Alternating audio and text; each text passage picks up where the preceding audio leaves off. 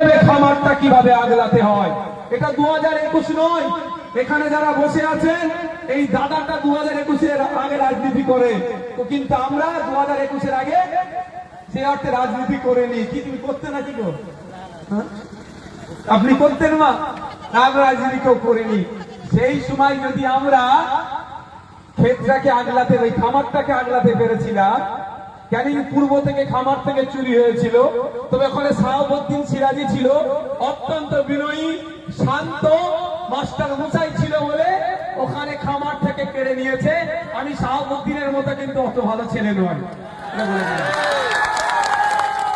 আর আমার এখন 2026 যথেষ্ট ভাবে জেল খেটে, মার খেয়ে, পুলিশের তাড়া খেয়ে, সম্পদ নষ্ট করে যথেষ্ট ভাবে রাজনৈতিক ভাবে আমরা প্রতিষ্ঠিত হয়েছি, পলিটিক্সটা বুঝেছি।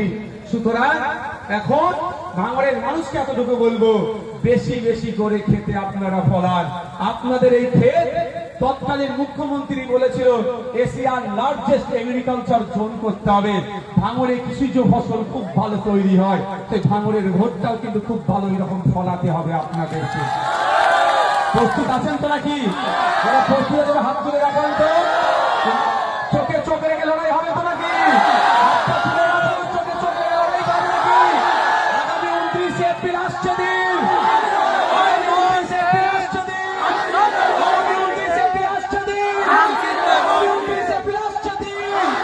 মমতাকে বলে দিন, মমতাকে বলে দিন, তৃণমূলকে বলে দিন না দিল্লি গিয়ে ভোট নিন।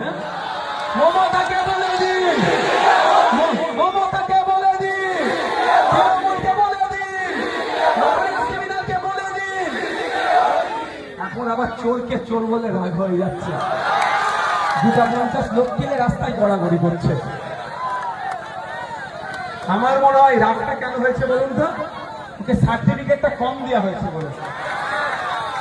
বুঝতে পেরেছেন? ও ওর থেকে বড় সার্টিফিকেট ধারী আর তাকে আপনি ছোট করে দিয়েছেন, ওই জন্য রাগ হয়েছে। আমি